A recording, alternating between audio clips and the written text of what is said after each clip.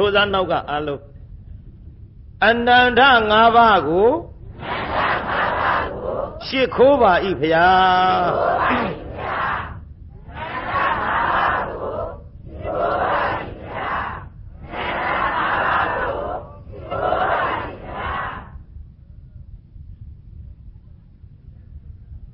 Ananda ngava shikhobi de now ဒီကနေ့ဘုန်းကြီးတို့လှိုင်မြို့နယ်ကိုတွင်ကျောင်းတိုက်ဗုဒ္ဓသာသနာပြန့်ပွားရေးအသင်း1338ခုပြာသူလပြီကျော်6ရက်နေ့ကမှစပြီးတော့ဖွင့်ခဲ့ပါတယ်။နော်မကြသေးဘူးမကြသေးခင်ဖြစ်တော်လဲအမျိုးသားအမျိုးသမီးလူကြီးလူငယ်အမတန်လဲစုံလင်ပါတယ်အခုဒီတရားပွဲကြီးကျင်းပတဲ့အချိန်ကြမှာပဲဝတ်သင်းနေဗုဒ္ဓသာသနာပြန့်ပွားရေးအသင်းမှယောဂီအဖွဲ့တွေတရားဆောင်မေတ္တာဖို့အဖွဲ့တွေစပြီးတော့ဖွဲ့စချင်းပဲမိမိတို့အတန်ကလေးတွေနဲ့အတန်ပူဇော်ပြီးတော့တရားတောင်းကြရွတ်ကြဖတ်ကြဝမ်းမြောက်စရာကြီးပါတရားပွဲကလည်းတရားပွဲပေါင်း40နဲ့ဘယ်နှပွဲပါလဲ45ပွဲတိုင်တိုင်ကျင်းပတဲ့ဗုဒ္ဓသာသနာပြန့်ပွားရေးအသင်းကြီးဖြစ်ပါတယ်ဆက်လက်ပြီးတော့လည်းအစဉ်သဖြင့်ကြိုးစားသွားကြပါမယ်ဆိုတဲ့ဆန္ဒပြုဘုန်းကြီးကလည်းလျှောက်ထားတာတွေကိုတွေ့ရဝမ်းမြောက်ဝမ်းသာစွာနဲ့ဒီတရားပွဲကြီးကိုကျင်းပလာခဲ့တာအခုဘုန်းကြီးတရားပွဲကျန်ဒီကံတရားပွဲက2ညမြောက်အခုနောက်ပိုင်းဆက်လန်းဘုန်းကြီးကြေညာထားတာကမချစ်တာနဲ့ရံညိုးပွဲဆိုတဲ့တရားကိုဟောမလို့ကျွတ်တို့သုံးလောကထိုထားသဖြင့်မြတ်စွာဘုရားသခင်ကိုရောမြတ်ကြီးတက်တော်ထင်ရှားရှိတော်မူစဉ်အခါတုန်းကဟောကောတံပီဆိုတဲ့ပြည်ကြီးမှာတထေးကြီး3ယောက်ရှိခဲ့အဲ့ဒီတထေးကြီး3ယောက်ကဘယ်သူတွေလဲလို့ဆိုတော့ကိုင်ဆိုးကြည့်စမ်းမဂောတကတထေးကြီးကုက္ကုတတထေးကြီးပါဝါရိကတထေးကြီးဘယ်နှယောက်တို့အဲ့ဒီတထေးကြီး3ယောက်ထဲမှာဂောတကတထေးလို့ဆိုတာက6ကြိမ်9ကြိမ်တိုင်အောင်တတ်တော်လဲမသေးခဲ့လို့တတ်တော်မသေးသေးတော်မတတ်သူဖြစ်ရာဆိုပြီးတော့ဘုန်းကြီးတာမွေနတ်ချောင်းမှာဟောခဲ့ပြီးပါပြီသို့တော်လည်းပဲအဲ့ဒီဂောတကတထေးကြီးကဒီဇလန်းထဲမှာပါဝင်နေဘယ်လိုပါဝင်တယ်လဲလို့ဆိုတော့ဂောတကတထေးကြီးတထေးကြော်ကြီးတို့သည်တထေးဖြစ်လာတဲ့အချိန်ခါမှာမဖြစ်ဘူးတဲ့တက်တန်းလေးကအမတန်တိုးတယ်နေရတဲ့အချိန်ခါကာလလေးကုသိုလ်ကောင်းမှုပြုပြီးတော့နေကြထိုင်ကြပါစို့လို့ဒီလိုနေထိုင်လာတဲ့ဇနီးမောင်နှံဟောကျွတ်တို့ဒီကနေ့တော့အထက်နတ်ပြည်မှဥတ္တရာလို့ခေါ်တဲ့နတ်သမီးတစ်ယောက်ကသုတိစိတ်ကြခဲ့သုတိစိတ်ကြတယ်နတ်သက်ကြွေတယ်ပေါ့ဗမာစကားများနတ်ကြတော့သုတိစိတ်ကြနတ်သက်ကြွေဘုံကျိုးပြမိုးကြဒေဝီနဲပါဘူးရှင်မယမိဗျာနတ်ရွာဆံကံတော်ကုန်တဲ့ဘုရားယဟန္တာကြတော့ပရိနိဗ္ဗာန်စံတဲ့ဘုန်းကြီးယဟန်ကြတော့ပြန်တော်မူတဲ့လူကြတော့သေတဲ့ကလာကြမလကဂျိုက်ကကြောင်းတဲ့ပြီးတော့သေတာတစ်မျိုးတည်းပဲမျက်စိလေဗမာစကားမျက်စိလေစရာအင်မတန်ကောင်းဗမာစကားကိုတချို့ဗမာတိုင်းနားမလဲဒီကကြီးဗမာစကားဗမာတိုင်းနားလဲရဲ့လားဒေသန္တရတဲ့ဂန္ထန္တရတဲ့ဘဟုသုတဘာသန္တရအမလေးများလိုက်တာကျောက်လေတရားနာပိဋကဟိုမော်လူးမြို့သွားတရားဟောတော့ရုပ်ရှင်ယုံကြီးတဲ့တရား3ည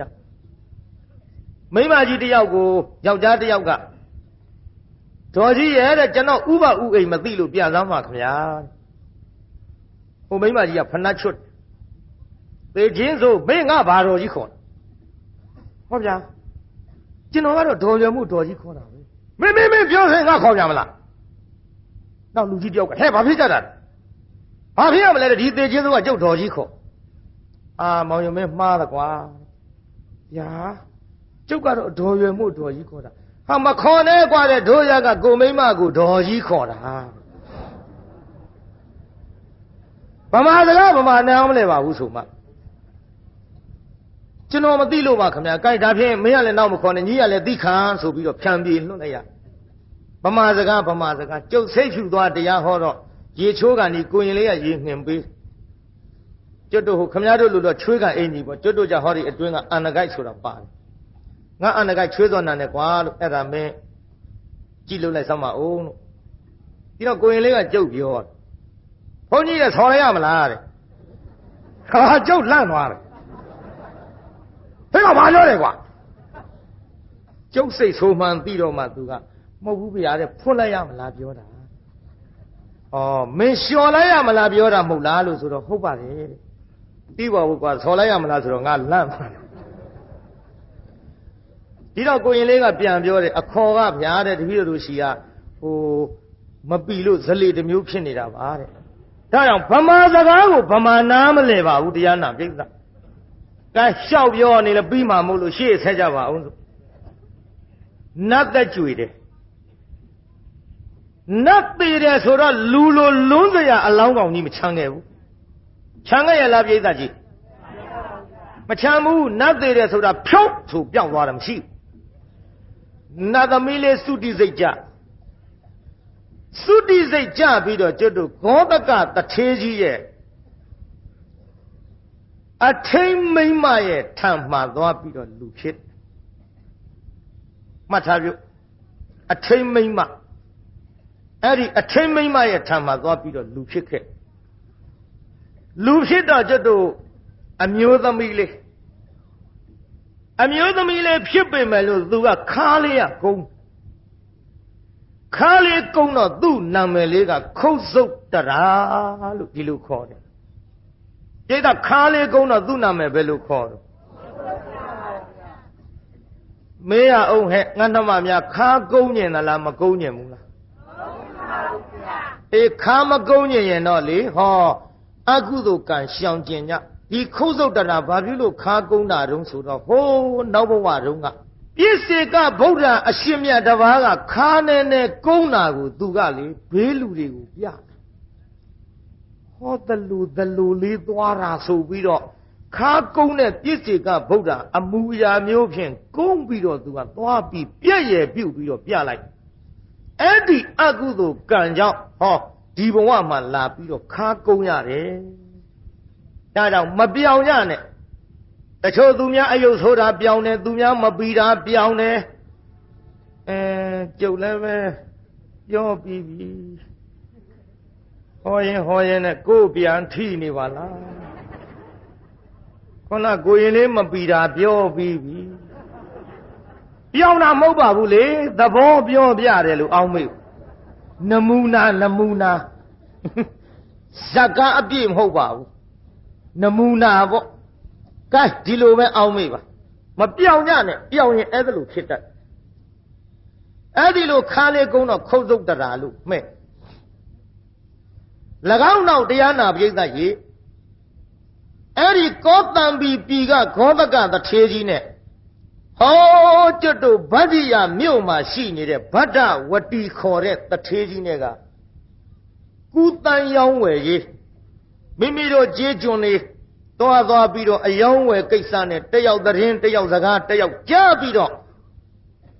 မမြင်ဘူးသေးပဲနဲ့ဘယ်တရားနာပိဿတရင်တနည်းဖြစ်နေကြတဲ့မိတ်ဆွေတွေပေါ့အဲ့ဒီဂောတကတထေးနဲ့ဗဒ္ဒဝတီတထေးတရင်တနည်းဖြစ်ပြီးတော့နေတဲ့အခိုက်ခုနကဥတ္တရနတ်သမီးနဲ့အတူပဲတရားနာပိဿနတ်ပြေကနတ်သမီးတယောက်ကသုတိစိတ်ကြပြီးတော့ဟောဗဒ္ဒဝရီရဲ့တထေးကတော်ကြီးဝမ်းမှာတန်ဒီခတပြိုင်နဲ့အဲ့ဒီဥတ္တရနတ်သမီးရဲ့ခုနကပြောခဲ့တဲ့နတ်သမီးတယောက်ရဲ့တပြိုင်နဲ့လူပြည်ဆင်းကြ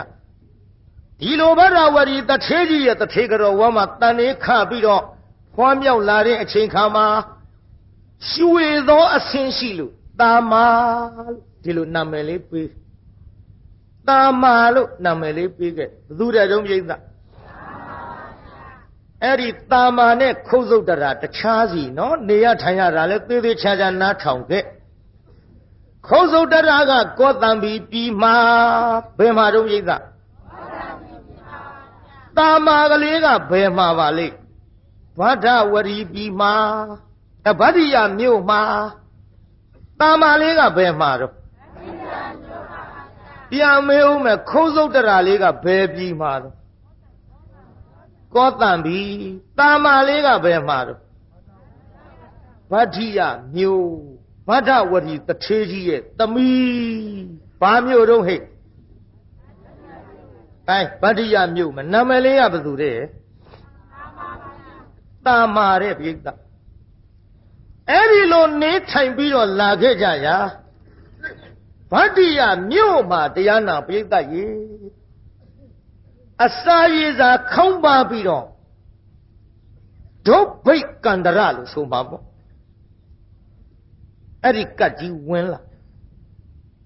အစာရည်စာခေါင်းပါတဲ့ဒုဗိတ်ကန္တရကတ်ဆိုတာလည်းမတန်ကြောက်เสียကောင်းငတ်မို့ခေါင်းပါတဲ့ကတ်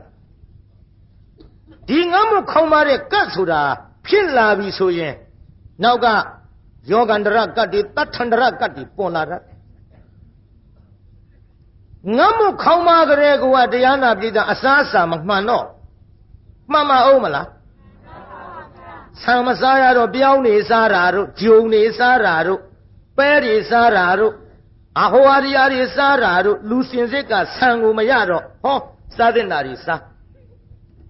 အဲ့ဒီကဲ့သို့တရားနာပြိဿရဲ့အစာရည်စာရှားပါလာပြီဆိုရင်မတဲ့တဲ့အစာတွေရောတဲ့တဲ့အစာတွေရောငတ်တော့ဗိုက်ပြည့်ပြီးရောဆိုပြီးစားလာတဲ့အချိန်ခါမှာမဖြစ်တဲ့ယောဂါတွေဖြစ်လာရင်ယောဂန္တရကတ်ကြီးကနောက်ကလိုက်တတ်တယ်ဒါရင်လားလို့ဆိုတော့ငတ်မခေါင်းမလာရင်တတ်ထန္တရကတ်ကြီးလည်းပေါ်လာတတ်လူချင်းတတ်တဲ့ကံပေါ့ငတ်လာပြီဆိုလို့ရှိရင်တောင်းလိုက်မယ်တောင်းလို့မရရင်ခိုးလိုက်မယ်ပြိဿရဲ့ခိုးလို့မရရင်တိုက်လိုက်မယ်တိုက်လို့မရရင်လူလိုက်မယ်လူလို့မရရင်တတ်လိုက်မယ်ဒါကြောင့်တကယ်တော့ငတ်လာတဲ့ကကြီးဆိုင်လာပြီဆိုရင်လူချင်းတတ်တဲ့တတ်ထန္တရကကြီးကလည်းပေါ်လာတတ်သည်ကြည်အတော်လေးဆင်းရဲသွားပြီတာမရဲ့မိဘများဖြစ်တဲ့ဗဒ္ဓဝရီတထေးကြီးတထေးကတော်ကြီးများဖြစ်ဖွယ်ကောသံပိပိကငါတို့ရဲ့မိတ်ဆွေဖြစ်သောဂောတကတထေးထံသွားကြစို့ဂောတကတထေးထံထွက်လာခဲ့ကြတထေးကတော်ကြီးရဲ့တို့ဒီတိုင်းသွားလို့တော့မဖြစ်ပါဘူးငါတို့မအဆုပ်ဆုပ်အပြတ်ပြတ်နဲ့တိတ်ပြီးတော့ဆင်းရဲနေတယ်လူလုံးလည်းမလှဘူးဒီအချိန်ငါတို့ရဲ့မိတ်ဆွေဖြစ်တဲ့ဂောတကတထေးကြီးထံသွားလို့မသိတော်ဘူးနဲ့တူတယ်ဒီတော့ကွယ်တို့ဟောဒီဧည့်သည်များတဲခုတဲ့ဇယမှာနေပြီးတော့စီဝါရေးကြီးဝါရေးလေးဖြစ်တယ်လို့ရှားဖွေပြီးလူလုံးသူလုံးလေးလှလာမှအဲ့ဒီချိန်ကြမှာတို့မိတ်ဆွေရဲ့ထံဝင်ကြစို့အဲ့ဒီဧည့်သည်တွေတဲတဲ့ဇယတစ်ခုမှနေကြဒီလိုဇယတစ်ခုမှနေရင်းနဲ့ပဲဂောတကသထေးကြီးကလည်းစတုဒီတာဇယကြီးဆောက်လို့လာတာမြအယက်ရှင်မျက်နှာအယက်လေးမျက်နှာအယက်ဆယ်မျက်နှာမှာအယုတ်လမျက်မရွေးအလှပေးဒီလိုအလှပေးတဲ့အချိန်ခါမှာဒီအလှဇယကြီးသို့သူ့ရဲ့ကြေးကျွန်းတွေကတယောက်လွှဲထားလိုက်အမောက်ကြည့်ပြီးတော့လှူဒန်းလေတော့အဲ့ဒါလို့လွှဲပြီးတော့ထားလိုက်တဲ့အချိန်မှာပဲကြည့်တရားနာပိဋကကြီးခက်တဲ့ကွယ်ကောသကဒုမိတ်ဆွေတထေးကြီးကပေကန်နေလိုက်တာရီတထေးကတော့ကြီးမင်းသွားပြီးတော့တောင်းရဲပါမလားအိုးကျုပ်မတောင်းရဲပါဘူးတော့တထေးကတော့ဘဝကနေပြီးတော့ကျုပ်ပဲလို့လှုပ်ပြီးတော့သွားတောင်းရမှာတော့အေးကွယ် မင်းမတောင်းရဲမှတော့ယောက်ျားသားဖြစ်တဲ့တထေးကြီးလှုပ်လာတယ်ငါလည်းမတောင်းရဲဘူးပေါ့တာမရဲ့သမီးလို့ခေါ်လိုက်တော့ဒူးကလေးတုတ်ထိုင်လိမ္မာတဲ့သမီးဟဲ့ငါနမများမှတ်ထားမိဘခေါ်ဒူးတုတ်ထိုင်ဘယ်လိုထိုင်တော့ဟဲ့မေးရအောင်စကားမဆက်တို့ဒီတရားပွဲကြီးထဲမှာမိဘခေါ်လို့ဒူးတုတ်ထိုင်တဲ့သားသမီးရွေးထုတ်ရင်တို့ဘယ်နှယောက်လောက်တော့ရပါဟေးအများကြီးပါလားစရင်တော်လောက်ရလိမ့်မယ်တယောက်မှရဘူးဆိုတာဟဲ့ငါကြီးပြနှမများငါရည်ရွယ်ချက်ကလေးကိုလည်းသဘောပေါက်ကြစမ်းပါဒီလိုဒူးတုတ်ထိုင်တဲ့သားသမီးရွေးထုတ်လို့တယောက်မှမရဘူးဆိုတာငါမေးချင်တဲ့ကွယ်ထိုင်လို့လားမထိုင်လို့လားဟဲ့ဟဲ့ရွေးမရတာမိဘခေါ်လိုက်ရင်ဒူးတုတ်ထိုင်လို့လားမထိုင်လို့လားဟဲ့ဟာမထိုင်လို့မရတာသိရင်နောက်ရအောင်ထိုင်ဖို့အရေးကြီးတယ်မှန်လားဘုန်းကြီးပြောတာအရင်လုံးကတပည့်တော်တို့မထိုင်နဲ့လို့ဒီပရိသတ်ထဲမှာဒူးတုတ်ထိုင်တဲ့သာသမီရွေးမရပေမဲ့လို့ဘုရားတပည့်တော်တို့နောင်ရက်နောင်လနောင်နှစ်တွေမှာမိဘခေါ်လိုက်ရင်မိဘရှိဒူးတုတ်ထိုင်ကြပါတော့မယ်ဘုရားငါဒီလိုလိုချင်တာဟဲ့ရည်ရွယ်ချက်ကဒူးတုတ်ထိုင်ကြမင်းတို့နင်တို့ခက်ကအနေထိုင်ကမတတ်ဘူးမိဘကလထိုင်မော်ရိုးရိုးထိုင်သူတို့ကဘောင်မော်တက်ထိုင်မိဘလည်းပင်ဖက်ပြီးခြေထောက်ကနန့်သေးတာအကျော်ဆွဲတာမြန်မြန်သေးမလို့ငါတော့ဒီတိုင်းပြောခြင်းမိဘရဲ့မြင့်တဲ့အရက်ကိုနေတယ်ဒီထဲငါဟွေးပြောရအောင်ဟောတို့အညာရဲ့ဟိုဘက်ပေါ့မြို့တော့ထဲမပြောရဘူးနဲ့တရားဟောသွားသားက10တန်းကျောင်းသွားကနေအဲ့ဒီအိမ်လဲငါကလက်ဖက်ရည်ကတ်လို့ထိုင်တော့10တန်းကျောင်းသားလေးကအမေကိုရှစ်ခိုးတာဘယ်နေရာကခိုးတဲ့ထင်လို့အဲ့ဒီငါတို့ခါလောက်ရှိတယ်ကတိအမေကမြေကြီးပေါ်မတ်တက်ရက်လို့သားကကျောင်းသွားကနေ10တန်းကျောင်းသားလေးကဒီလောက်ခါလောက်ရှိတဲ့ကဒင်မော်ကနေလှမ်းရှစ်ခိုးတာငါလည်းအမြင်မတော်လို့ပြောလိုက်တယ်ငါပါဇက်ကလည်းအမြင်မတော်ပြောတတ်တယ်ငါညီရလို့နေမူးလားလို့အိမ်ခေါင်မိုးကတက်ခိုးပါလား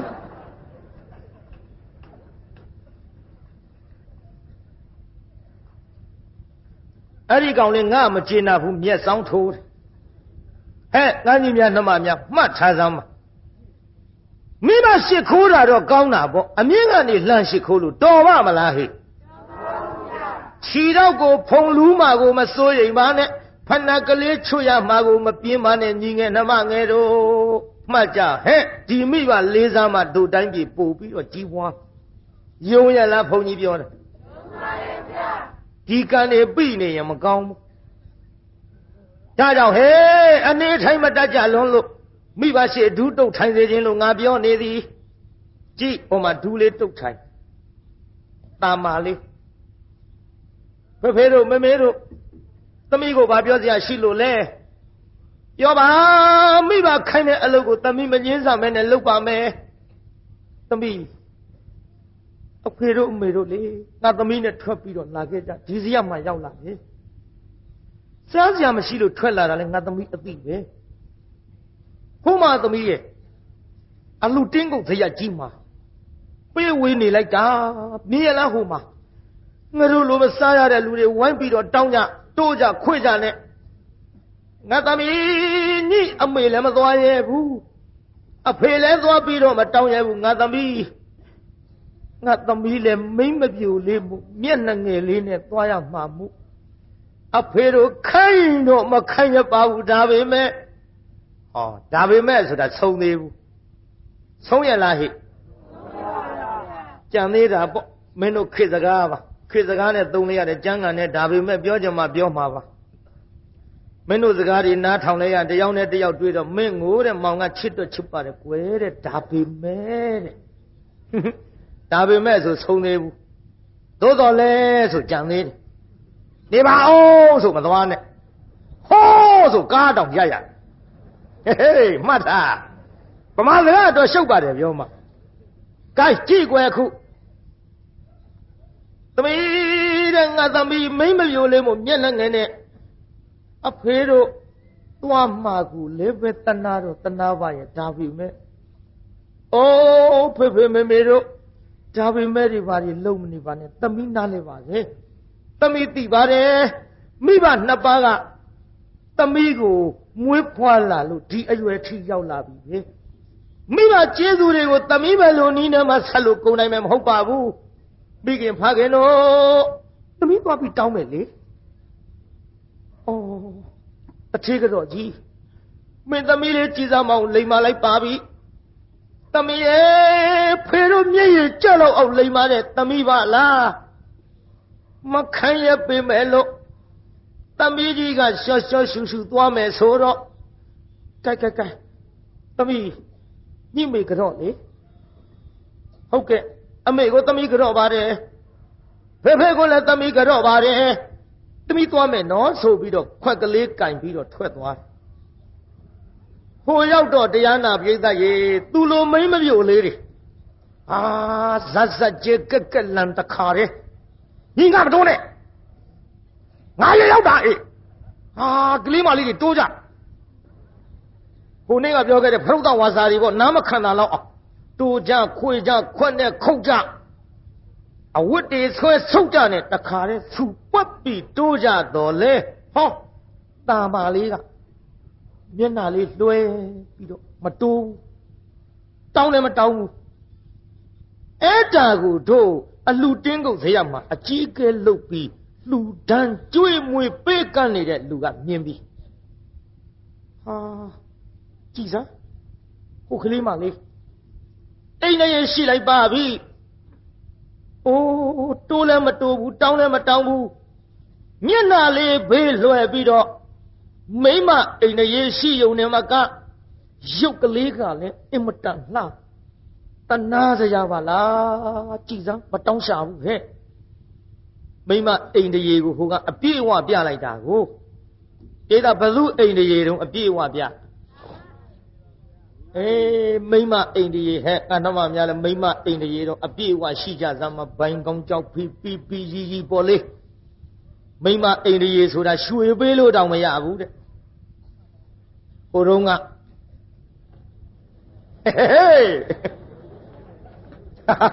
မိမအိမ်တရေရွှေပေးလို့မရဘူးတဲ့ဟဲ့ဟိုတုန်းက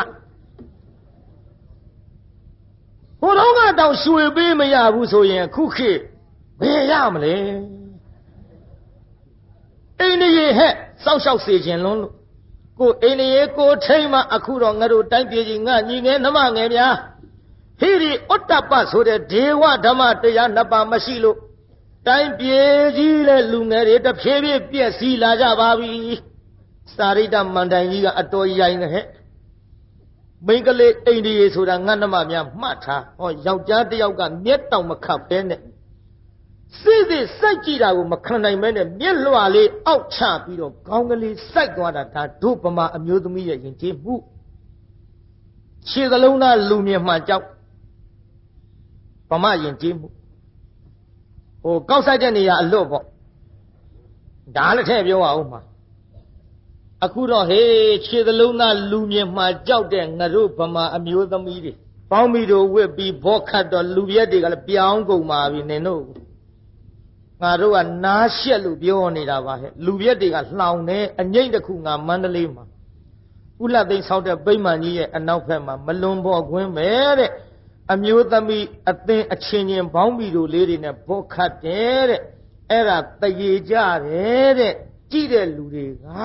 တဲ့လှောင်တာဘာမှလို့ဒီတော့ဟိုတယောက်ကအမဲမသိတရားရောင်နဲ့မင်းဟာတရေကြတယ်ဆိုရင်တဲ့ဘယ်ဘက်ကမှဂိုးမသွင်းဘူးပေါ့တဲ့နင်တို့ဟာမကြတော့လှောင်ခြင်းလို့လှောင်နေအဲ့ဒါဟိုတယောက်ကထပ်ပြောတယ်မင်းငါပြောတဲ့စကားရှင်းအောင်နားထောင်တဲ့မိမသိအချင်းချင်းပေါင်းပြီးတို့လေးတွေနဲ့ပေါင်ပွေးပွေးလေးတွေနဲ့ဘောခတ်တို့အဲ့ဒါတရေကြရဲတဲ့ကြည့်တဲ့လူတွေကတဲ့အဲ့ဒီတော့မှဟိုကအာမေတိတ်တန်နဲ့လှောင်လိုက်တဲ့အော်တဲ့အဲကောင်းလေလားဟဲ့လှောင်တာဟဲ့အိန္ဒိယကြောင့် ငါဒီတရားမန္တလေးထဲဟောတော့တကားကြီးတယောက်ကတရားပွဲနာတော့လာလျှောက်ရှင်ဗျာတဲ့ဒီစကားတွေကိုတဲ့မန္တလေးမြို့ပေါ်ထဲမပြောပါနဲ့တဲ့ပရိသတ်မကြိုက်တော့ဘူးတဲ့ပရိသတ်မကြိုက်တော့ဘူးဆိုတော့ကျုပ်ကတရားပွဲလဲပြီးရောတကားတယောက်ကိုပြောတယ်ဟိုတကားကြီးကဒီလိုလာပြောတယ်လို့ဒီဘောခတ်တဲ့အကြောင်းပြောတာပရိသတ်မကြိုက်တော့ဘူးလို့ပြောတယ်ဗျာလို့ဘယ်လိုသဘောလဲလို့သူတို့ချင်းကတော့သိနေတာပေါ့ဘယ်လိုသဘောရမလဲဖရတဲ့သူ့သမီးကဘောင်းမီတို့ဝေးဘောခတ်နေတာကဲခက်ဘူးလား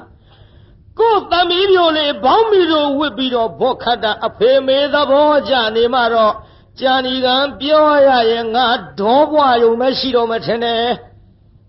မှန်ရလားပြိဿကြီးအေးတို့ကတော့စေရနာပါဟဲ့ဝေဒနာမထင်လိုက်ကြပါနဲ့ခြေသလုံးသားလူညင်မှကြောက်တယ်ဆိုပေမဲ့လို့လေသူခင်တဲ့သူအခါသာသနာနောက်ပိုင်းရောက်တော့လေတို့ပြောနေပြီဒီပိုးနေတာပါကိုင်းဒီစကားလေးဖြတ်ခဲ့ကြအောင်စို့ဆင်ញင်တုံတရားရှိသွားမယ်ဆိုရင်တော့ကျေးဇူးအများကြီးတင်ပါတယ်ကောင်းမလားပြိဿကြီးကောင်းပါရဲ့ဗျာခင်ဗျားတို့မိဘတွေကတော့ကြုတ်ပြောတာသဘောကျရဲ့လားအဲ့ဒီကတော့အိန္ဒိယရှိတဲ့မိမအိန္ဒိယကိုအပြည့်အဝတာမာလေးကပြလိုက်တော့ဟာတဲတော်တဲ့ကလေးမလေးဟေးအိန္ဒိယရှိလိုက်ပါပြီငါမေးအောင်မဟဲ့သမီးရှင်နေပါအောင်သမီးရဲ့သူများကြီးစားဖို့အတွက်တောင်းနေလိုက်ကြတာမြင်လားဟိုမှာခွက်ကလေးတွေကိုစီကိုင်းလို့တို့ကြခွေကြနဲ့ဒါလောက်သူများတွေတောင်းနေပါလျက်ကနဲ့ဘာသမီးဘာလို့မတောင်းတာတော့အိုးကျုပ်ရှက်တယ်တော့အော်ရှက်နေလို့မတောင်းတော့လဲရမလားသမီးရဲ့မရလဲအငတ်ခံရမှာပေါ့မိမတွေကကြုံမဝင်ရဲဘူးကဲကြည့်ခဲ့တာမာလေးကဟိုမိမတွေမဝင်ရဲဘူးတဲ့ဘယ်ဝင်ရဲမတော့ကုတ်ကြောက်ဖဲကြတော်ကြတော့အမလီဖေးတွေကင်တုတ်လို့တုတ်သေချင်းဆုံးမှဆဲလို့ဆဲဝင်ရဲမလားလို့အိမ်ကြီးရှိတဲ့မိမကပြိဿကြီးဝင်ရဲပါကျုပ်ဝင်ရဲဘူးတော့ကြောက်တယ်အေးကြောက်လဲကြောက်ပြီမှာပဲဟိဥတ္တပရှိတဲ့ကလေးမကဲငါသမီးသူတို့ထဲဝင်ပြီးမတိုးရဲရင်ငါသမီးပေးဟုတ်ကဲ့ကျုပ်ဒီခွက်ကလေးတဲကိုလေ3ယောက်စာထည့်ပေးလိုက်ပါတော့ကျုပ်အဖော်ပါတယ်အေးကောင်းပြီဟောတရားနာပြိဿကြီးအဲ့ဒီအလှတင်းကုတ်ကအကြီးကဲပေးကတ်နေတဲ့လူကြီးကဟော3ယောက်စာထည့်ပေးလိုက်ဒီလို3ယောက်စာထည့်ပေးတဲ့ထမင်းကိုယူပြီးတော့ပြန်အသွားမိဘ2ပါးကိုကျွေးလိုက်တာသူ့နောက်မှစားဒီလိုမိဘ2ပါးကိုကျွေးလိုက်တာနောက်မှစားမယ်ဆိုပြီးကျွေးတော့အဖေလို့သူကမချင့်ခြင်းဘူးပရိသတ်မစားရတာအတော်ကြာတော့များကြီးတွန်းစားလိုက်တော့စားဖို့နင့်ပြီးသေရောပြုသေအောင်စားတဲ့လူကလည်းရှိတယ်ပိဿဟိုသေအောင်စားတဲ့လူမရှိဘူးလားကြည်စားကြသေတတ်တယ်ကြည့်အခုသေအောင်ကိုစားပြသေရောသေတော့ဟောအထေးကြီးအမလေးခေါ်လို့မရတော့ပါဘူးသမီးရဲ့ဟင်ဖေဟောအဖေကိုသမီးတတ်တယ်လို့ဖြစ်နေပါဘောလားဖေရဲ့အဖေသမီးယူပြီးတော့လာတဲ့အစာကိုစားလို့အဖေဒီလိုဘဝဆုံးရတာသမီးယူကြုံမရပါဘူးဖေအမလေးသမီးကျွေးတဲ့အစာကိုစားလို့သေရတာမို့ဟောဒီတာမလူသားကောင်ပါကြီးဖြစ်ပြီဖေရဲ့သမီးမဟုတ်ဘူးလေငါသမီးအဲ့ဒါလို့လေကိုအပြစ်မတင်နဲ့ညီအဖေကလေအိုးမစင်စားပဲနဲ့တအားစားတာကိုသမီးရဲ့အစာများပြီးတော့ခုစားဖို့နဲ့လို့သေပြီသမီးရဲ့မင်းတို့ဘယ်လိုလုပ်ကြမတော့အမေကျွတ်တို့လေဟိုကောတကကထေးကြီးထံသွားကြစို့ဟဲ့သမီးဒီတိုင်းသွားလို့မဖြစ်ဘူးလေညီဖေပြောတဲ့စကားလည်းကြားသားနဲ့လူလုံးမလှပဲနဲ့ဝင်သွားလို့ တို့ရဲ့ချင်းကမှမရှိဘဲနဲ့ကဲငါသမီးတို့ဒီလိုပဲရှားဖွေပြီးတော့နည်းနည်းလေးပစ္စည်းအသင့်တင်ရှိမှပထွေးကြီးချံသွားကြတာပေါ့ဒီလိုပြောရင်ဆိုရင်နဲ့နေပြီးတော့လာလိုက်တာနောက်တရက်ရောက်လာရောသွားပြန်ပြီခွက်ကလေးနဲ့ဒီလိုခွက်ကလေးနဲ့သွားလိုက်တဲ့အချိန်ခါမှာဟိုးကျွတ်တို့အကြီးကဲလုတ်တဲ့လူကြီးကမေးပြန်သမီးပေးခွက်ဒါသမီးမတိုးရတာသိလို့ပေးဟုတ်ကဲ့ဒီကနေ့ဟိုကျုံ2ယောက်စာပဲပေးပါတော့ဖေးတယောက်ရော့သွားလို့2ယောက်စာတောင်း2ယောက်စာတောင်းတော့ဟောလည်းမမေးမိမမြန်းမိဘူး2ယောက်စာပဲထည့်ပေးလိုက်ဒီလို2ယောက်စာထည့်ပေးလိုက်တဲ့ထမင်းခွက်ကလေးကယူပြီးတော့ပြန်အသွားအမေရော့စမေရဲ့စအမေရဲ့ဆိုပြီးတော့အမေကိုကြွေးအမေလောက်သူကလည်းတရားနာပရိသတ်ကြီးအစာကြီးလို့လင်းသေးတာကိုသတိမထားနိုင်မဲနဲ့တွန်းစားလိုက်ပါရောဗျာပေးပြန်ရောပေးပြန်ပြီဟောအမေရဲ့အမလေးခေါ်လို့မရတော့ပါဘူးကိုကျိုးနေကြပြီထင်ပါရဲ့အမေမလေးဘယ်လိုနည်းနဲ့မှခေါ်လို့မရတော့ပါဘူးတာမညီတကောင်ကျွတ်မကြီးတယောက်တည်းနေခဲ့ရပြီဟဲ့မလေးကြည်စားမအောင်ဖေးသေးလို့မှသတိမထားအမေရဲ့အစာကိုမစင်စားပဲစားလိုက်လို့ခုအမေပါဆုံးပြီမေရဲ့တကောင်ကျွတ်မကြီးတာမပဲကိုသွားရပါမထုံးသမီးပဲစီလာလို့ပဲစီသွားရပါမထုံးတောင်းပြင်းလွတ်တဲ့ခွေးမကြီးပမာဏမိခင်ဖခင်တို့သမီးကိုမလေးဆောင်တယောက်ထဲထားခဲ့ကြတာတော့မလေးပွဲတဲ့ဆိုဒီနေရာလွန်ကန်းပေါ့ဟဲ့လွန်ကန်းပေါ့အားတော့မလွန်သေးဘူးဟဲ့ဟုတ်လားနောက်ဆုံးရက်ကြမှာကြည့်ရှုလို့ရအောင်ဇက်ကွက်ကလေးပြည့်အောင်သွားလိုက်ကြအောင်စို့ကဲတရားနာပိဋကတာမာလေးငိုပါလားငိုပါဗျာတကောင်ကျောင်းမလေးဖြစ်သွားပါလားငိုပါဗျာတကောင်ကျွဲဆိုတာသိတကောင်ကျွဲဆိုတာတကောင်ကျွဲမှတ်ထားတကောင်ကျွဲဆိုတာတကောင်ကျွဲမဖြစ်ချင်ရင်လှူကြငါတကောင်ကျွဲအကြောင်းပြောပြအောင်ဟဲ့လူငယ်တွေမှတ်သွားကြဓမ္မတို့ဟိုကြွက်ရိုက်တဲ့လူတွေကြားလားပြောရအောင်မိဘုံလေးရှစ်တဲ့ကတစ်ဖက်ထဲဖောက်ထားအဲ့ထဲမိကွက်ကလေးထဲကြားလားမိကွက်ကလေးထဲလွယ်ကလေးတစ်လုံးလွယ်ကြွက်ထဲဖို့ပြီးတော့ဟိုတန်ကြုံနဲ့ကြွက်ရှင်ကလေးကိုအရေကလေးဖောက်ထားမသေးဘူးရေကလေးဖောက်ပြီးချိတ်ထားတာမပြေးနိုင်ဒုတ်ကလေးတစ်ချောင်းနဲ့ဟိုငါတကောင်ကြွက်ပြောအကြောင်းကိုပြောခြင်းလို့မေးထားတာနော်လှုပ်စားဖို့အကြံကြောင့်ပေးတယ်မထင်နဲ့ဟိုနောက်ရလှုပ်စားမနေနဲ့ဟုတ်တကောင်ကြွက်အကြောင်းသိခြင်းလုံးလို့ကိုတမင်တတ်တမေးထားရအဲ့ဒီလိုအရေကလေးဖောက်ပြီးချိတ်ထားကြွက်ပေါ်တဲ့နေရာသွားသူကမီးဘုံနောက်ကထိုင်းနေတော့သူ့မမြင်ရဘူးပေါ့ကောင်းရိတ်ခဲကအဲ့ဒီအရေကလေးဖောက်ချိတ်ထားတဲ့ကြွက်ကလေးကိုမီးရောင်ချိတ်ထားကြွက်ကလေးကယုံလို့မရတော့အော်တော့ကြွက်တန်ကြတော့ဘေးကကြွက်တီကထွက်လာလိုက်အဲ့ဒီကြွက်ကလေးကိုခောက်ကနေရိုက်လိုက်လွယ်ထည့်လိုက်ဟိုလှုပ်စားဖို့ပြောတာမဟုတ်ဘူးနော်ဒါလည်းသတိပေးရသေးတာအတော့ကြတကောင်ထွက်လာလိုက်ဒီကြွက်ကအော်လိုက်ထွက်လာလိုက်ခောက်ကနေရိုက်လိုက်လွယ်ထည့်လိုက်အဲ့တရားနာပရိသတ်ရေရွှေတွေမျိုးတွေရှိတဲ့ကြွက်ကတော့ဘိုးမနဲ့မသေးသေးဘူးပရိသတ်နည်းနည်းလေးတော့အသက်ရှည်ရောပေါ့ဟိုကြွက်တွေလာတော့သူ့ကြောင့်လာတော့ဟိုကြွက်တွေကြီးရိုက်တတ်တယ်သူကမသေးနိုင်ဘူးနည်းနည်းတော့ကြာလာပေါ့တာရှည်ခံပုံလေးပြောပါတယ်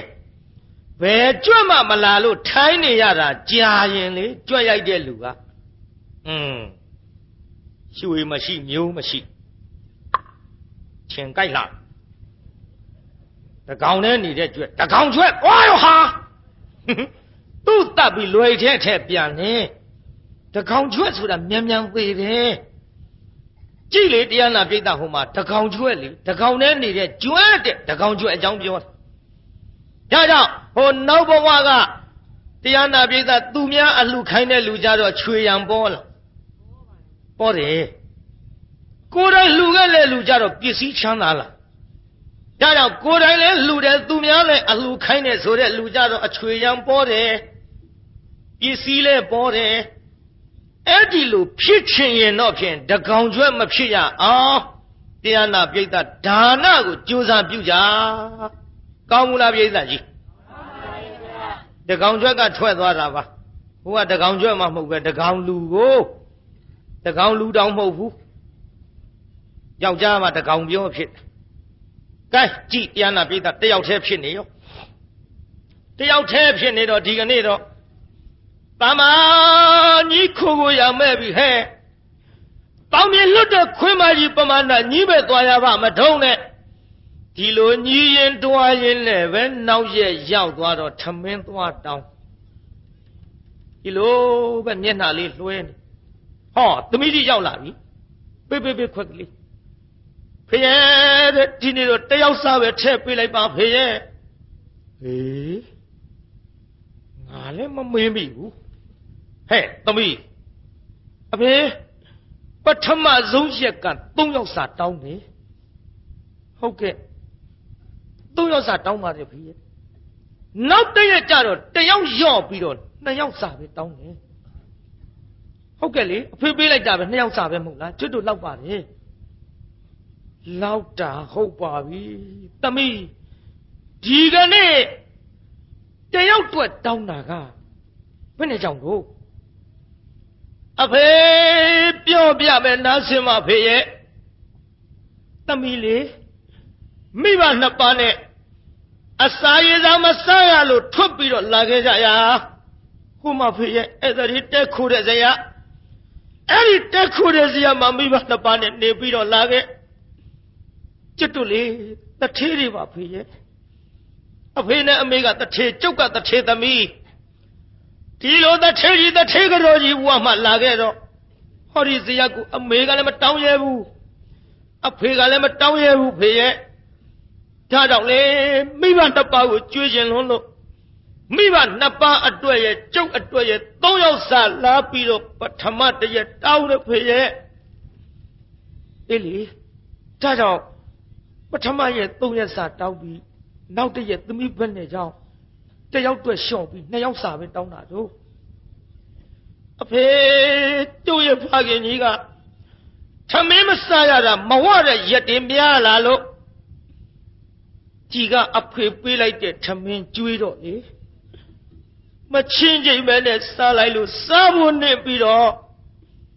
ကျုပ်ရဲ့အဖေကချေးကြီးသေပြီဖေရထားကြောင့်နောက်တရက်အမေအတွက်နဲ့ကျုပ်အတွက်သာကျုပ်တောင်းပါတယ်ဖေရဲ့အော်ဒုက္ခပါလားမစားရတဲ့လူတွေဒီနာရင်ရှိတယ်အောင်မေမစားရတဲ့လူတွေဟာတပြေလုံးမဲ့ဒီလိုရှိနေကြမှာပါပဲလေချမ်းသာတဲ့တထေးတွေရှိသလိုဆင်းရဲတဲ့လူငွယ်တွေလည်းရှိကြတယ်ချမ်းသာတဲ့တိုက်ကြီးတာကြီးနဲ့နေတဲ့ဒီလူတွေရှိသလိုတဲခုတ်ကလေးတွေနဲ့မိုးရွာတော့အစိုးနေပူတော့အချောင်းလောကကြီးဓာမျိုးတွေလည်းရှိသကိုအေးသမီးသို့တော်လဲငါသမီးဖေမေးမယ်နော်2ယောက်စာတောင်းတော့ညီအမေနဲ့ညီစားတယ်မဟုတ်လားဟုတ်ကဲ့ဒီနေ့ညီ1ယောက်ထဲစားမလို့အမေကိုမကြွေးတော့ဘူးလို့များကြံမလားသမီးရဲ့မဟုတ်ပါဘူးဖေအဲ့ဒီလိုမဟုတ်ပါဘူးကျုပ်အဖေကိုလည်းကျုပ်ကျွေးခြင်းနဲ့ကျုပ်အမေကိုလည်းကျုပ်ကျွေးခြင်းနဲ့သူတို့မွေးဖွားလို့ဒီအရွယ်ရောက်လူလားမြောက်လာတဲ့သမီးမို့မိဘကျေးဇူးတွေကျုပ်ပဲလို့ပဲဆက်ရှင်ပေးမယ်လို့အဖေကျုပ်အမေကလည်း2ယောက်ကျွေးမယ်အစာကို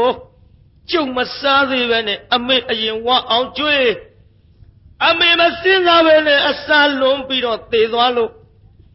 ကျုပ်မိဘနှစ်ပါးလူပြေမှာမရှိဘူးဖေရမရှိကြတော့ဘူးအခုကျုပ်1ယောက်တည်းရှိတော့တယ်ဖေရဲ့တကောင်းကျွတ်မကြီး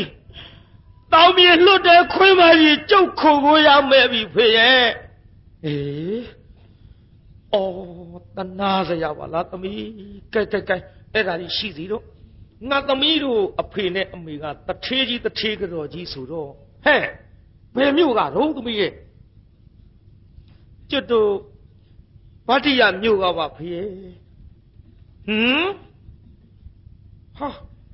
ဒါဖြင့်ငါအရှင်သခင်ဂေါသကတထေးကြီးရဲ့မိတ်ဆွေများဖြစ်နေမလားစဉ်းစားဟဲ့သမီးညီခွေတထေးကြီးကဘယ်သူတော့ပါရဝရီတထေးကြီးလို့ခေါ်တယ်ဖေရဲ့ဟေးဟုတ်ပါပြီကိုကဲသမီးငါတို့အရှင်သခင်ဂေါသကတထေးကြီးရဲ့မိတ်ဆွေဖြစ်တဲ့ဗတ္တဝတီတထေးကြီးရဲ့သမီးဆိုတော့ကဲဘာမှမပူနဲ့သမီးလာဖေးထားလိုက်ခဲ့သမီးရဲ့ခေါ်နေတာကလည်းအဖေဖေးခေါ်လို့အဖေကလည်းသမီးလေးကသူအောက်မိတယ်ငါသမီးကြီးလာလိုက်ခဲ့ပြီတော့လိုက်ခဲ့ပြီးတော့ဆိုးပြီးတော့ခေါ်သွားသမီးအရာမှာထားပြီးမွေးစားခဲ့နောက်ရကြတော့အလှတင်းကုန်စရအဖေလို့သူကသွားပြီးတော့ကျွေးရမွေးရဖေးပြန်လာတော့မေးဖေးတဲ့ဟိုအဖေတို့လှူတန်းနေတဲ့ဇယကြီးမှာလာပြီးတောင်းကြတဲ့ယောက်ျားတွေမိန်းမတွေကဆူလို့ညံလို့ပါလားဖေးရဲ့တဲ့သူတို့မဆူအောင်မညံအောင်ဖေးတို့မတတ်နိုင်ဘူးလားအာသမီးဘယ်လိုမှမရဘူးဟာငတ်တော့လဲတိုးတာပဲငတ်တော့လဲတိုးတာပဲသမီးရမဟုတ်ပါဘူးဖေးရဲ့တဲ့သမီးဟိုမဆူအောင်ဖန်တီးပေးမယ်လေကဲကြံစမ်းပါအောင်သမီးရဲ့ဝင်ပေါက်ထွက်ပေါက်တစ်ပေါက်ထဲထားဝင်ပေါက်ထွက်ပေါက်တစ်ပေါက်ထဲထားဒီဘက်ကထွက်ဒီဘက်ကဝင်နှစ်ပေါက်ထားပြန်တော့လေတိုးနေမှစိုးလို့သူ့စိတ်ထဲစိတ်ကူးလေးနဲ့ကြံစီတယ်ဝင်ပေါက်ထွက်ပေါက်တစ်ပေါက်ထဲထားလိုက်ပြန်တော့လေဒီအပေါက်ကပဲဝင်ဒီပေါက်ကပဲထွက်အိုးတော်ကြထွက်သွားတဲ့လူကထမင်းနဲ့ဝင်လာတဲ့လူကထမင်းမပါထွက်လာတဲ့လူထဲကလူယူရင်လည်းဆူအောင်မှာပဲအရှိပြားကတစ်ပေါက်အနောက်ပြားကတစ်ပေါက်နှစ်ပေါက်ထားပြီးတော့သွားစရာလမ်းကလေးနဲ့လှုပ်ပေးရရင်ဖြင့်ဘေးကနေမတ်တက်ရပ်ပြီးတယောက်ပြီးတယောက်အစဉ်အတိုင်းသူတို့ထဲ့ပေးရရင်ဖြင့်ငြိမ်မှာပဲကြည့်အခုတော့အဖေတဲ့သမီးဖန်တီးပြီးပြီဖေရဲ့သမီးဖန်တီးပြီးလို့အဲ့ဒီလိုကြွေးရရင်ဖြင့်ငြိမ်လိုက်မဲ့ဖေရဲ့ဒေသမငြိမ်တဲ့လူဆိုတာအဲ့ဒီလိုလမ်းကျင်းချင်းတယောက်သွားတာအောင်လှုပ်ပေးရတယ်ရုပ်ရှင်ရုံနေကြည့်ပေါ့လှုပ်ထားတာမြင်မှုတယ်မဟုတ်လားလက်မှတ်တိုးတဲ့အပေါင်သားလေလက်မှတ်တိုးတဲ့အပေါင်သားမှာရင်တုန်းကတော့ပိတ်ဆောင်းတိုးကြအာရံဖြစ်ကြကုတ်ကြဖဲကြဟောလမ်းလေးလှုပ်ပေးရတယ်တယောက်ချင်းသွားတာအခုခေတ်ရုပ်ရှင်ရုံနေလက်မှတ်တိုးတဲ့နေရာအဲ့ဒါလိုလှုပ်ပေးသလိုတာမာလေးကအကြံပေါ်ပြီးတော့တရားနာပိသလှုပ်ပေးလိုက်တော့ဟောငြိမ်လို့ဆူတံပူတံဘာမှမကြားရဒီအပေါက်ကဝင်လာလမ်းလေးလှုပ်ပေးတော့အဲ့ဒီလမ်းလေးတဲ့အရောက်တယောက်ချင်းပဲလောင်းရတော့ငြိမ်လို့ဘာသာမှမကြားရအဲ့ဒီလိုဘာသာမှမကြားရတော့ဂေါသကတထေကြီးစိတ်မကောင်းဖြစ်ဒုက္ခပဲငါခိုင်းထားတဲ့ကြေးကျွန်ဟာဒီကနေ့အလှစရက်မှာလာရမြလူတွေမကြွေးရောထင့်မပေးရောထင့်ဆိုပြီးတော့ခေါ်မေးဟဲ့အမောင်ဒီကနေ့ဘယ်နဲ့ကြောင့်အလှတင်းငုတ်ကိုဇရက်မှာမေးမပေးမကြွေးသလဲတထေးကြီးကြွေးပါတယ်ပေးပါတယ်ခင်ဗျာခါတိုင်းဆူလို့ညာလို့ပေးကန်နေလိုက်တာအခုဒီနေ့ဘာသာမှမကြားပါလားကွယ်မပေးဘူးထင်တယ်ပေးပါတယ်အရှင်တထေးကြီးသို့တော်လေဆူးညံနေတဲ့ကိစ္စကိုငြိမ်စိမ်အောင်ကျွန်ုပ်ရဲ့သမီးကလေးအကြံပေးတဲ့အတိုင်းလှူလိုက်တော့မတိုးမခွေကြပဲနဲ့ချမ်းချမ်းသာသာနဲ့စကားမပြောမဆဲမဆူပဲနဲ့ယူသွားလို့တထေးကြီးမကြားလို့ဟာဟဲ့အမောင်မင်းရင်တော့ကသမီးမရှိပါဘူးဘယ်နဲ့ခုသမီးတွေပါဖြစ်နေဗလားဟဲ့မြန်လာကြည့်လားကွာငါနာမရှင်းဘူးမျက်စိလဲနေတာဟာမျက်စိမလဲပါနဲ့တဲ့မိဘနှစ်ပါးသေလို့ရောက်လာတဲ့ကလေးမတယောက်ကိုအဲ့ဒါသမီးဖြစ်နေမွေးစားထားပါလေမိဘနှစ်ပါးပဲရတော့ဗတ္တိယမြို့ကဗတ္တဝရီတထေးကြီးရဲ့သမီးလေးဖြစ်ပါတယ်ကြည်စမ်းမင်းနဲ့ကွာစောကမပြောဘူးဗတ္တဝရီတထေးဆိုတာငါမိတ်ဆွေငါတငယ်ချင်းလူချင်းမမြင်ဘူးပဲမဲ့လို့ငါနဲ့တယောက်စကားတယောက်သတင်းတယောက်ကြားပြီးတော့ရင့်နေတဲ့ငါမိတ်ဆွေဖြစ်တယ်။ကဲခေါ်ခဲ့ ငါမရှိဘရဝရီတထေးကြီးရဲ့သမီးဆိုရင်ဖြင့်ငါမွေးစားမဲ့ဒီကနေ့ကစပြီးတော့ငါသမီးဖြစ်စေဟောအဲ့ဒီအချိန်ကစပြီးတော့တာမာလေးဟာဂေါတကတထေးကြီးရဲ့သမီးလို့တွင်ခဲ့ပါတယ်ပြိဿဘယ်သူသမီးလို့တွင်ခဲ့ဒီလိုဂေါတကတထေးကြီးလို့တွင်ပြီးတဲ့နောက်ဟောတရားနာပြိဿရေကျွတ်တို့ဥဒေနမင်းကလည်းပဲတော့မှလာပြီးတော့မိဘရဲ့အရိုက်အရာဖြစ်သောကောတံပီပြည်ကြီးကိုသိမ့်ပြီးတော့ရှင်မယင်လုပ်ပါရောဗျာရှင်မယင်လုပ်ပြီးတော့ဆင်းပြေတော့စီးပြီးတော့တိုင်းကန်းလှီတဲ့အချိန်တာမာလေးမြင်လိုက်ဟာတေလှပါလားဟဲ့မင်းကြီးမြဖေဟာကြည်စမ်းဟိုတငယ်မတေလှပါလားမင်းကြီးမြသွားပြီးတော့မေးကြစမ်းပါအောင်တာမိကလားအတာမိကလားလို့ကြည်မေးပြီမေးလိုက်တော့အတာမိကပါဗျာမိမပြုတ်လေးတဲ့ဗျာအေးဒါပဲကြားချင်တာကွဟေးဒါပဲကြားချင်တာသူမိဘခေါ်စားဘသူသမီးလဲဂေါတကတထေးကြီးရဲ့သမီးပါဗျာဟေးဟန်ကြကွာအမျိုးအနွယ်ကလည်းတထေးသမီးဟာဟေးသွားသူမိဘများခေါ်ခဲ့ဂေါတကတထေးကြီးနဲ့တထေးကတော်ကြီးကိုခေါ်လို့တင်တို့ရဲ့သမီးတာမာအားငါကောက်ယူလို့တော်မူတယ်ငါ့ကိုသမီးကညာဆက်ကြပြောတော့တထေးကြီးတထေးကတော်ကြီးကမလားပါဗျာဒီသမီးလေးအရေးတကြီးနေပြီးတော့လာခဲ့ရလို့အင်မတန်လိမ့်မာတဲ့သမီးအလှသာမာကိုမဆက်နိုင်ပါဗျာဘယ်လိုနည်းနဲ့မှမဆက်နိုင်ပါဘူးမိဖုရားမောင်းမမိတ်တန်ချွေရန်နေကြားတဲ့ကနေပြီးတော့သမီးလေးတယောက်တည်းထဲရမယ်ဆိုရင်ဖြင့်မျက်နှငယ်ကြီးဖြစ်နေမှာမို့မဆက်နိုင်ဘူးဗျာမပေးစားနိုင်ဘူးမပေးစားနိုင်ဘူးလို့မိဘကပြောပါလျက်ကနဲ့တိုင်းပြည်အုပ်ချုပ်တဲ့ဘယင်လို့သူဥဒေနမင်းသည်ဟဲ့မင်းကြီးများဖေဟာဂေါတကတထေးအိမ်သွားမင်းတစိမ့်များခတ်လိုက်ကြဟောပြိဿဘာတစိမ့်တဲ့မင်းတစိမ့်ဆိုတာမင်းတစိမ့်ကြီးခတ်လိုက်တာဘယ်လိုခတ်လိုက်တဲ့ထင်တော့ဂေါတကတထေးကြီးရဲ့အိမ်သည်တိုင်းပြည်အုပ်ချုပ်သောဥဒေနမင်းကြီးရဲ့မင်းအိမ်ဖြစ်စေခတ်လိုက်ပါရောဗျာမင်းအိမ်နဲ့တစိမ့်ခတ်လိုက်ပြီနောက်သမီးလေးကပြန်လာ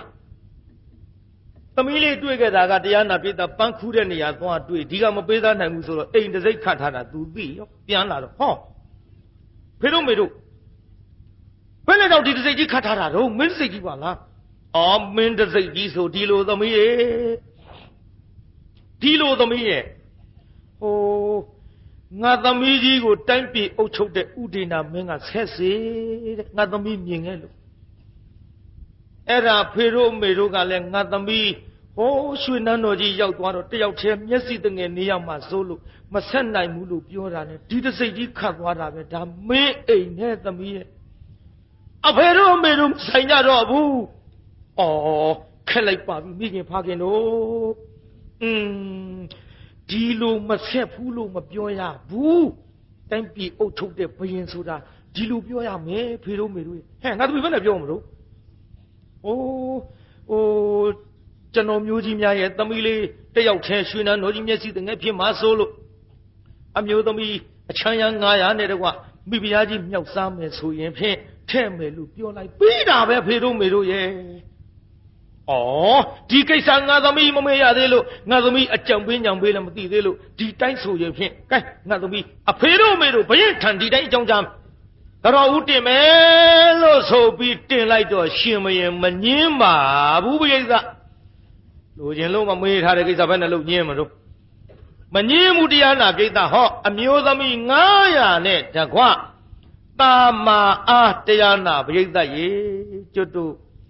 သူ့ရဲ့ အထိန်ပေါ့လေခုနဲ့ငါပြည်သားခါကုန်းတဲ့မိမဘသူတဲ့အဲ့ဒီခိုးစုတ်တရာအထိန်မနဲ့အတူတကွပေါ့ရွှေနန်းတော်ရောက်သွားရောတာမာဝရီတို့မိဖုရားဖြစ်သွားဗလားပြည်သား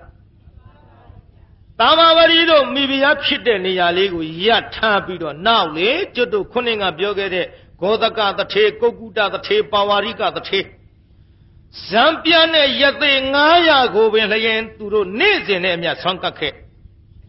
ဒီရသေးတွေကလည်းမိုးတွင်ချိန်ခါမှာကျွတ်တို့ရွာရချင်းကပ်ຫນွေကကြတော့ဟိမဝန္တာမှာနေရာမှအခုရွာကိုချင်းကပ်ရန်အလားလမ်းမှာရေစာရောပြိဿရေလဲတောက်စရာမရှိအဲ့ဒီတော့မှရသေး900ကခတ်တယ်တို့ရေတော့ရအောင်ဘယ်လိုကြံရပါမတော့ဒီအချိန်များရေကတ်တဲ့ပုဂ္ဂိုလ်ရှိလာရင်ငါတို့ဘလောက်ဟန်ကြလိုက်မတော့လို့အဲ့ဒါလို့အကြံပေါ်ခိုက်မှာဟောတရားနာပြိဿရေတစ်ပင်ဆောင်တဲ့နတ်တယောက်ကနေပြီးတော့အဖျော်ယမကားတွေအကုန်လုံးသူ့လက်ကအလိုလျောက်ကြတာတွေကတ်ဟာတဲဘုံအာနုဘောရှိပါလားအသိနဲ့သားဘယ်နဲ့ကြောင့်တင့်ဒီလိုဘုံအာနုဘောရှိသလဲမှတ်လားပါဗျာတဲ့တပည့်တော်သည်ဂေါရမမြတ်စွာဘုရားပွင့်တဲ့တာဝတိပြေဇေရဝံတရင်သုံးတော်မူစဉ်အနာရဘိန်တထေးကြီးဆိုတာဂေါရမမြတ်စွာဘုရားနဲ့တန်ဃာတော်တွေလှူပါဗျာဥပုသ်ဆောင်သုံးပါဘုရားဘုရားတပည့်တော်ကလည်းအနာရဘိန်တထေးကြီးရဲ့စရင်ငါဖြစ်ပြီးတော့နေလို့တပည့်တော်လည်းဥပုသ်ဆောင်ပြီးတော့တန်ဃာတော်တွေကိုပြုတဲ့ဝတ္တရားပြုစုခဲ့လို့ဘုရားတပည့်တော်အဲ့ဒီကစုတေးပြီးတော့ယခုလိုနတ်သားဖြစ်ကြောင်းပါဘုရားဟေးခံကြလိုက်ပါပြီလောကဘုရားကိုရမဆိုတာပွင့်တဲ့ငါတို့တထေးတွေတိုင်မင်းပြီးတော့ဘုရားကိုရမကြီးထံသွားမယ်လို့ဂောတကတထေးရဲ့ကုက္ကုတတထေးရဲ့ပဝါရိကတထေးရဲ့သွားပြီးတော့ပြောတထေးတော်သုံးလောကထုတာသဗ္ဗညုမြတ်စွာဘုရားဆိုတာပွင့်တဲ့ငါတို့သွားကြမယ်လို့ဆိုတော့တထေး3ယောက်ကလည်းတပည့်တော်တို့လည်းလိုက်ပြရစေနေဦးသင်တို့နောက်မှလိုက်ခဲ့ကြတို့သွားနဲ့ဒီလိုသွားနေမယ်ဆိုပြီးတော့ရသေးကြီး900အသွားဘုရားထံရောက်တော့ဟောဘုရားကိုယ်တော်မြတ်တရားဓမ္မဟောသောတာပန်ကြီးဖြစ်ကြနောက်ဆုံးအာသဝကုန်ခန်းတို့ယဟန္တာကြီးတွေဖြစ်ကြသည်ဂောဒကတထေးကြီးနဲ့ကုက္ကုတတထေးကြီးပဝါရိကတထေးကြီးတို့ကလည်းလိုက်သွားလို့ဘုရားထံရောက်ဘုရားကိုယ်တော်မြတ်တရားဓမ္မဟောတာနာရသဖြင့်အနာဂါမိမဲ့ဖို့သူတည်ကြသည်အနာကနေဖြစ်ပြီးမြတ်စွာဘုရားပင့်ပြီးတော့ကောတံပြီးပြည်ကြီးကြွပါအောင်ဘုရားဆိုပြီးတော့ပင့်နောက်ဘုရားကိုယ်တော်မြတ်ကလည်းကြွလာမယ်ပေါ့သူတို့ကလည်းကြောင်းကြီးတွေဆောက်လို့ဂောတကတထေးကြီးဆောက်လို့ဂောတိတာယုံကြောင်းနဲ့ပြိဿဘာကြောင်းနဲ့လို့ကုက္ကုတတထေးကြီးဆောက်လို့ကုက္ကုတာယုံကြောင်းပဝါရိကတထေးကြီးဆောက်လို့ပဝါရိကယုံကြောင်းရဲ့လို့အဲ့ဒီကြောင်းကြီးတွေဆောက်ပြီးတော့မြတ်စွာဘုရားကိုယ်တော်မြတ်ကြီးကလည်းကြွအလားလမ်းမှာတရားနာပရိသတ်ရေကျွတ်တို့မာဂန္ဒီဆိုတဲ့တထေးကြီး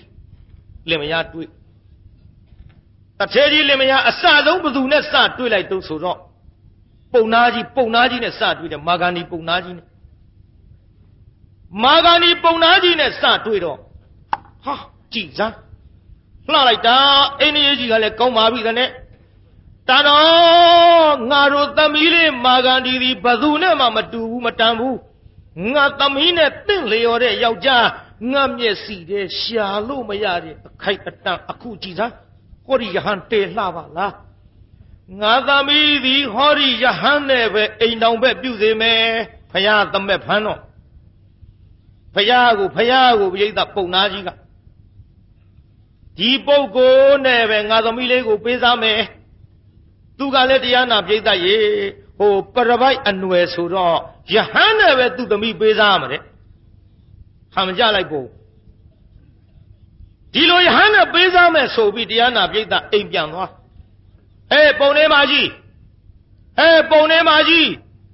ပုံနေမကြီးတို့သမီးလေးနဲ့တင့်လျော်တဲ့ယဟန်တပတွေ့ကြတဲ့တို့သမီးလေးနဲ့ပေးစားကြစို့ကဲ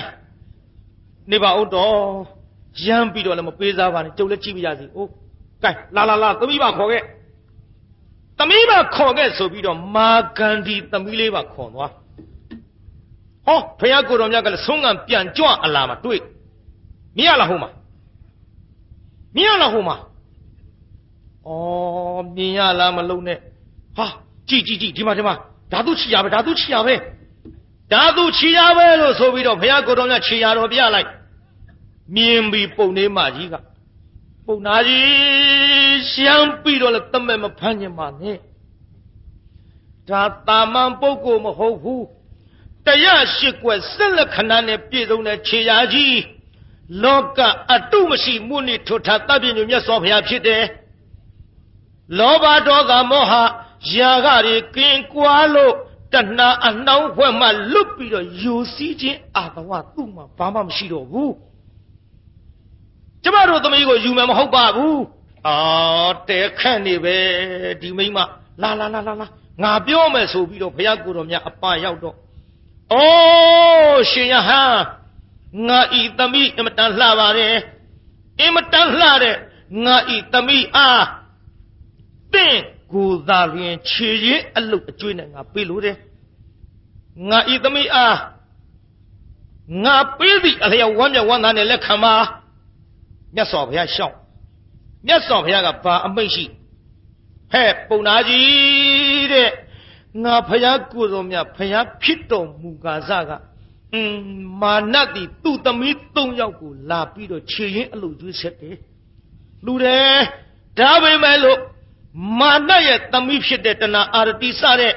ဒီနာသမီး3ယောက်တော်မှလဲငါလုံးဝတယောက်နဲ့တယောက်ဆက်ရှက်ပျော်ပါမှုမပြုတ်လို့၍ပယ်ခဲ့တယ်ပုံနာကြီးအခုတင်သမီးအားပုတိကာယကျင်ကြီးကျင်ငယ်မစင်တို့ဖြင့်ဒါလောက်ပြည့်နှက်ပြီးတော့နေတဲ့ဒီခန္ဓာကိုယ်အပုတ်ကောင်းတင်သမီးအားငါသည်ဘယ်လိုနည်းနဲ့မှအလိုမရှိဘူးအယုံဆုံးပြောရမယ်ဆိုရင်တင်သမီးအားငါဖယားကိုယ်တော်မြတ်သည်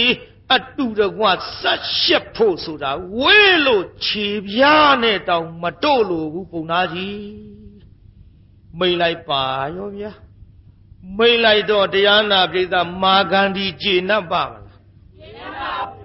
ဘုရားကိုယ်တော်မြတ်ကြီးအမတန်ရုပ်ရည်လှပါလို့